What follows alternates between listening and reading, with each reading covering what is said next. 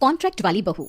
नरेश की माँ अपने बेटे से मिलने दिल्ली आ रही है। इस बात का पता चलते ही नरेश के दिल में हलचल मच जाती है।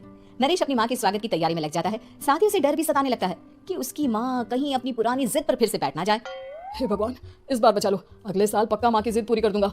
तभी दरवाजे की घंटी बजती है। नरेश दरवाजा खोलता है तो सामने अपने मकान मालिक को देखकर हैरान हो जाता है, क्योंकि उनके साथ एक सुंदर सी लड़की भी थी। नमस्ते अंकल, कुछ काम था, मुझे बुला लेते। आपने क्यों कष्ट किया? अरे नहीं, इसमें कष्ट कैसा, मैं तो बस तुम्हें रीना से मिलवाने आया था। आज से रीना तुम्हारे साथ इसी फ्लैट में रहेगी। अंकल, कोई लड़का फ्लैटमेट नहीं है? एक अनजान लड़की के साथ रहना मेरे लिए थोड़ा अजीब होगा। देखो नरेश, मैं तुम्हें पहले भी बता चुका हूँ कि इस फ्लैट में तुम्हें किसी ना किसी के साथ एडजस्ट करना ही होगा, या फिर तुम अकेले पूरे फ्लैट का किराया दे दो, मैं किसी को नहीं रखूंगा। नरेश अपने मकान मालिक की बात सुन के रीना के साथ रहने के लिए तैयार हो जाता है, पर अंदर ही अंदर उसे ये बात खाने लगती है कि वो अपनी माँ को क्या जवाब देगा जब उसकी माँ रीना के बारे में उससे पूछेगी। दिन बीतने लगते हैं। नरेश और रीना अच्छे दोस्त भी बन जाते हैं, पर अभी भी नरेश अपनी प्रॉब्लम का सोल्यूशन नहीं ढूंढ पाता।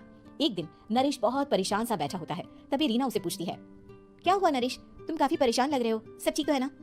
हाँ सब ठीक है, बस एक छोटी सी प्रॉब्लम है। वो एक्चुअली 2 दिन बाद मेरी माँ मुझसे मिलने आ रही है। अरे तो इसमें प्रॉब्लम क्या है, ये तो खुशी की बात है। हाँ रीना, बट मेरी माँ एक जिद लेकर बैठ गई है कि मैं शादी कर लूँ, पर मैं अभी इस चीज के लिए तैयार नहीं हूँ। ऊपर से जब वो तुम्हें देखेगी तो 100 सवाल करेगी, क्या जवाब दूंगा?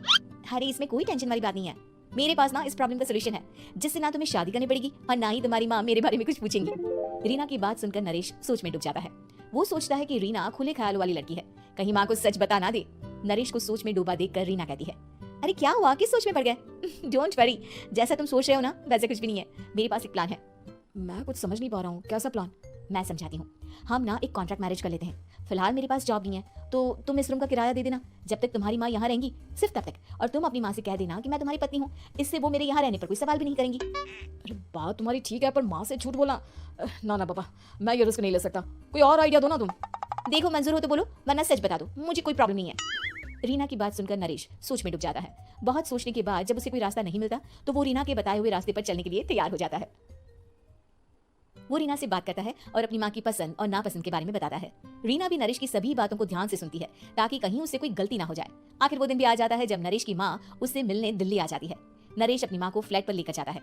जैसे ही नरेश की माँ फ्लैट के अंदर जाती है, रीना उसके पैर छू लेती है। ये देखकर नरेश की माँ थोड़ी घबरा जाती है और नरेश से पूछती है, अरे बेटा नरेश, ये कौन है? माँ ये आपकी बहू रीना है। माफी चाहता हूँ, सब कुछ इतनी जल्दी में हुआ कि आपको बता ही नहीं पाया, इसलिए सोचा कि क्यों ना आपको सरप्राइज दिया जाए। अरे बेटा, मैं तो बस तेरा घर बसा हुआ देखना चाहती थी। हाँ, बहुत अरमान थे अपनी इकलौती बेटी की शादी को लेकर, लेकिन कोई बात नहीं, शायद किस्मत को यही मंजूर होगा। ये कहते ही नरेश की माँ रीना को गले लगा लेती है। रीना बेटिया, मेरा बेटा ना थोड़ा नादान है, पर तुम काफी समझदार लगती हो, और मैं जानती हूँ कि तुम इसका बहुत अच्छे से ध्यान रखोगी। माँ आप चिंता मत कीजिए, मैं सब संभालूंगी। नरेश की माँ अपने बहू और बेटे के साथ खुशी खुशी रहने लगती है। दिन बीतने लगते हैं। नरेश की माँ और रीना का रिश्ता बहुत मजबूत होता चला जाता है। वो दोनों सारा दिन एक साथ रहती और खूब बातें करती। इधर साथ रहते रहते नरेश और रीना भी एक दूसरे से प्यार करने लगते हैं। दोनों को इस बात का एहसास हो जाता है, फिर भी वो इस बात को छुपा कर ही रखते हैं। एक दिन नरेश की माँ और रीना शादी के बारे में बात करने लगते हैं। रीना बिटिया, ये तो नरेश ने मुझे बिना बताए शादी कर ली, वरना मैं तो अपनी इकलौती बेटी की शादी इतनी धूमधाम से करती कि सारी दुनिया देखती रह जाती। अच्छा माँ, आप ऐसा भी क्या करती नरेश और मेरी शादी में जो दुनिया देखती रह जाती? अरे बिटिया, एक माँ के अरमान तुम अभी नहीं समझोगी। मैं तो अपनी बहू को एक रानी की तरह लेकर आती और शादी भी बिल्कुल शाही अंदाज में करती, पर मेरे तो सारे अरमान ऐसे ही रह गए।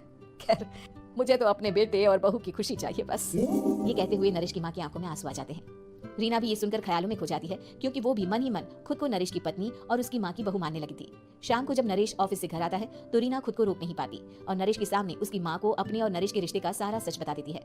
रीना की बात सुनकर नरेश की माँ दोनों से बहुत नाराज हो जाती है और घर वापस जाने की बात करने लगती है। तुम दोनों ने मुझसे सच छुपाकर बहुत ठेस पहुंचाई है मुझे। अब तुम लोगों के साथ नहीं रहना चाहती मैं, कल ही वापस चली जाऊंगी अपने घर। माँ मुझे माफ कर दो, ये सब मैंने रीना के कहने पर ही किया है, वरना मैं भी आपको कभी ठेस पहुंचाने के बारे में सोच भी नहीं सकता।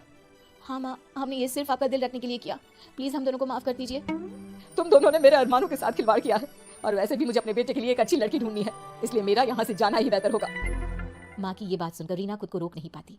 माँ, क्या मैं आपके घर की बहू बनने लायक नहीं हूँ? रीना की बात सुनकर नरेश हैरान रह जाता है।